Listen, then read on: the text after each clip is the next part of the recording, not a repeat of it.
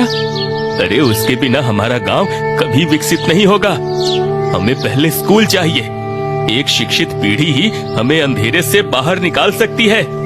शिक्षा ही हमें इस दुर्दशा से निकालेगी। अरे नंदलाल, तुम पागल हो गए हो? बिना बिजली के रात में लोग कैसे पढ़ेंगे? पहले बिजली चाहिए, गर्मी से बुरा हाल है भाई।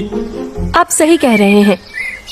बेटी, तुम्हारा नाम क्या है और तुम्हें क्या चाहिए, बिजली या स्कूल? मेरा नाम तारा है। मुझे स्कूल चाहिए। मैं पढ़कर कलेक्टर बनूंगी और अपने गांव को सबसे आगे ले जाऊंगी। शानदार। नंदलाल जी, आपकी बेटी ने मेरी सोच को और मजबूत कर दिया। अब तो जोशपुर में सबसे पहले स्कूल बनेगा। मैं सरकार से जल्द ही अनुमति लेकर यहाँ एक प्राथमिक विद्यालय बनवाऊंगी। सुबह का समय था। अब उस बात को 6 महीने बीत चुके थे। स्कूल का काम तेजी से चल रहा था। नंदलाल बहुत खुश था, पर साहूकार का बेटा मोहन तारा को देखकर व्यंग करता है। ओए तारा, तू तो इस गरीबों के स्कूल में पढ़ेगी। मैं तो अब शहर के बड़े हॉस्टल में जाऊंगा। वहाँ एसी वाली क्लास और इंटरनेशनल टीचर होते हैं। बड़ा मजा आएगा। तू इसी गोबर स्कूल में पढ़। तारा उदास होकर घर आती है। पापा, मुझे 2 कौड़ी के स्कूल में नहीं पढ़ना। मुझे भी शहर जाना है। मेरी बच्ची, ये किसने कहा? अरे स्कूल ज्ञान का मंदिर होता है। कोई स्कूल 2 कौड़ी का नहीं होता बेटा। देख बेटा, अगर नियत सच्ची हो ना, तो पढ़ाई करने वाले बच्चे कहीं भी, कहीं से भी पढ़ लेते हैं। ये हमारे गांव का पहला सवेरा है। अरे इसे कभी बुरा नहीं बोलना। हाँ हाँ पापा, आपने सही कहा। ये हमारे गांव का पहला प्राथमिक विद्यालय है।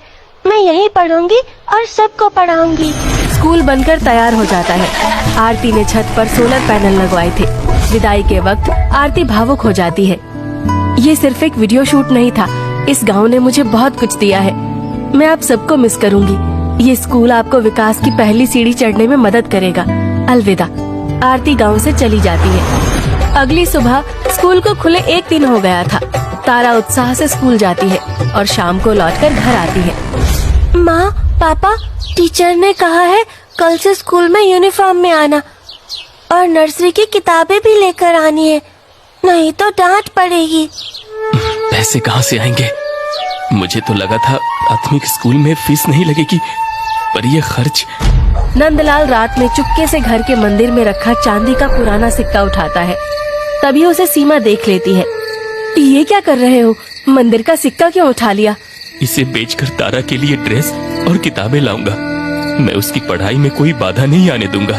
मैंने कहा था ना, प्राथमिक स्कूल में भी खर्च होता है। तो क्या हम अपनी आर्थिक तंगी में उसकी पढ़ाई छुड़वा दें? हाँ? नहीं, अगर हम दोनों मिलकर काम करेंगे तो हम अपनी बेटी को पढ़ा सकते हैं। तो मुझे बस काम करने की इजाजत दे दो। ठीक है, दोनों मिलजुल के काम करते हैं और घर की आर्थिक स्थिति सुधारेंगे। अगले दिन सीमा गांव के बड़े साहूकार कुंदन लाल के घर काम ढूंढने जाती है। उसे वहां साफ सफाई का काम मिल जाता है। मुझे साहूकार कुंदन लाल के यहाँ काम मिल गया है। अब हम अपनी बेटी की सारी जरूरतें पूरी कर सकेंगे। मुझे माफ कर देना, मेरे होते हुए तुम्हें काम पर जाना पड़ रहा है। ये आप कैसी बातें कर रहे हैं? मैंने दुख और सुख दोनों में साथ देने की कसम खाई है। सीमा काम शुरू करती है। साहूकार कुंदन लाल की नीयत ठीक नहीं थी। वो किसी न किसी बहाने सीमा को गलत तरीके से छूने की कोशिश करता था। सीमा मजबूरी में चुप रहती है। अरे सीमा, जरा चाय तो लेती आ। आराम से काम कर, कोई जल्दी नहीं है। सीमा नजरें झुकाए वहाँ से चली जाती है। कुछ दिनों बाद दोपहर का समय था। कुंदन लाल की पत्नी मायके गई हुई थी। वो सीमा को फिर से अकेले चाय देने बुलाता है। सीमा, बैठो बैठो, ये दूसरी कप चाय तुम्हारे लिए है। तुम्हें कुछ बहुत जरूरी बात कहनी है। सीमा डरते हुए सोफे पर बैठ जाती है। देखो, तुम मिट्टी में पड़ा वो हीरा हो जिसकी पहचान एक असली जौहरी ही कर सकता है, और वो जौहरी मैं हूँ। मैं तुम्हें बहुत पैसे दूंगा। अब बस मेरी एक ख्वाहिश पूरी कर दो। तुम्हारी बेटी को कलेक्टर बनाना है ना? पैसों की चिंता मत करो। आप क्या कहना चाहते हैं? साफ साफ कहिए, मैं वैसी औरत नहीं हूँ। अरे 2 कौड़ी की औरत मुझे मना करेगी? हैं? मेरा हाथ छोड़िए, नहीं तो मैं शोर मचा दूंगी। कुंदन लाल जबरदस्ती करने लगता है। सीमा पूरी ताकत से विरोध करती है। भगवान के लिए मुझे छोड़ दीजिए। तभी सीमा की नजर खिड़की से बाहर जाती है। वो देखती है कि मालकिन घर में वापस आ रही थी। डर और जबरदस्ती के खिलाफ लड़ते हुए वो जैसे ही कुंदनलाल का हाथ खुद को छुड़ाने के लिए हटाती है, तभी मालकिन अंदर आती है। ये सब क्या हो रहा है? देखो डार्लिंग, मुझे अकेला देखकर ये मौके का फायदा उठाना चाहती थी। इसने मुझसे पैसे मांगे, मैंने मना किया तो ये झूठ मालकिन, इन्होंने चाय के बहाने मुझे यहाँ बुलाया था और मेरे साथ दुष्कर्म करने की कोशिश कर रहा था। अच्छा हुआ मालकिन आप आ गई। तेरी इतनी हिम्मत, तू गलत काम करती है, ऊपर से मेरे पति पर इल्जाम लगा रही है। बदचलन कहीं की। रुक, मैं तुझे अभी ठीक करती हूँ।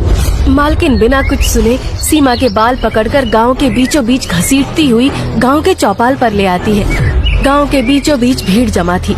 मालकिन जोर जोर से सीमा को बदचलन कह रही थी। गांव वाले सीमा पर पत्थर फेंकने लगते हैं। मोहन और सरपंच भी भीड़ में शामिल थे।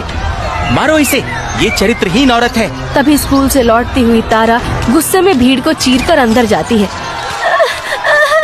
रुक जाइए, आप मेरी माँ को क्यों मार रहे हैं?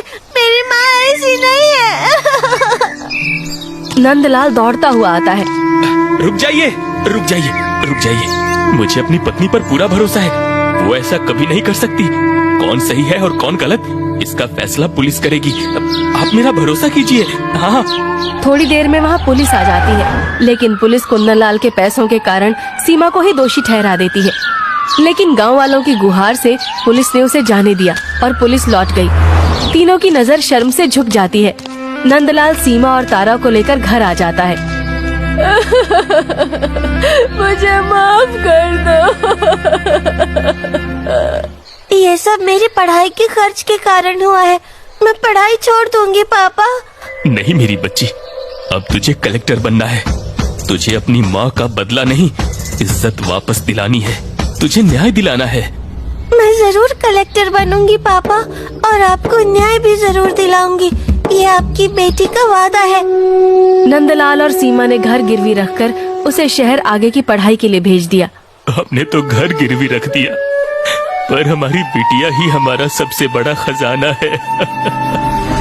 ऐसे ही कई साल बीत जाते हैं। गांव की हालत बद से बदतर होती जा रही थी और कुंदनलाल का शोषण दिन ब दिन बढ़ता ही जा रहा था। अब उस गांव में कोई महिला अपने आप को सुरक्षित महसूस नहीं करती थी। एक दिन की बात है, गांव में एक फटे हाल डरी हुई अनजान औरत आती है मदद मांगते हुए। वो गांव वालों के पास जाती है और कहती है, कुंदनलाल ने मेरे साथ गलत करना चाहा, मेरी मदद करो। वो अच्छा आदमी नहीं है, मेरी मदद करो। तभी वहाँ नंदलाल और सीमा आते हैं। तुम डरो मत, मैं तुम्हारी परेशानी समझती हूँ, अब तुम्हें कुछ नहीं होगा। अचानक वहाँ दो गुंडे आ जाते हैं। ओए नंदलाल, उस औरत को हमारे हवाले कर दे, नहीं तो तुझे जान से मार डालेंगे। अपने मालिक से कह दो, नंदलाल अब डरता नहीं। रुक, आज तेरी सारी ताकत निकालता हूँ। एक चमचमाती काली गाड़ी आती है। सब चौंक जाते हैं। गाड़ी से तारा, जो अब एक आत्मविश्वासी कलेक्टर थी, बाहर उतरती है। उसके पीछे दो बॉडीगार्ड थे। तुम्हारी हिम्मत कैसे हुई मेरे पिताजी पर हाथ उठाने की? अरे, ये तो तारा है। मैं हूँ यहाँ की नई कलेक्टर मिस तारा, और कुंदनलाल का पर्दाफाश करने का ये मेरा प्लान था। दो पुलिसकर्मी कुंदनलाल को हथकड़ी लगा लेते हैं। तारा एक बड़ी स्क्रीन पर कुंदनलाल का सीसीटीवी फुटेज चलाती है, जिसमें वो उस अजनबी औरत के साथ जबरदस्ती कर रहा था। राम राम, इसका मतलब सीमा सालों पहले सच कह रही थी। हम सबने गलती की, हमें माफ कर दो। प्रणाम माँ। प्रणाम पिताजी, मुझे माफ कर दीजिए। थोड़ी देर हो गई, लेकिन माँ को न्याय दिलाने के लिए मैंने ये सब किया। आज मेरी प्रतिज्ञा सफल हुई। कुंदनलाल जैसे लोगों की जगह जेल में है। मेरी बच्ची, तूने मेरे सपने और माँ की इज्जत वापस दिलाई। भगवान तेरी जैसी बेटी सबको दे। मेरे पास तेरी तारीफ में कोई शब्द नहीं है। तूने गांव के सामने मेरी इज्जत वापस लौटा दी। हाँ बेटी, मेरे गले लग जा। पूरा गांव तारा पर गर्व करता है। तारा अपने गांव जोशपुर में विकास लाती है। हर सुबह हम नया जन्म लेते हैं। आज हम जो करते हैं वही सबसे ज्यादा मायने रखता है। उठो, जागो और तब तक मत रुको जब तक लक्ष्य प्राप्त ना हो जाए।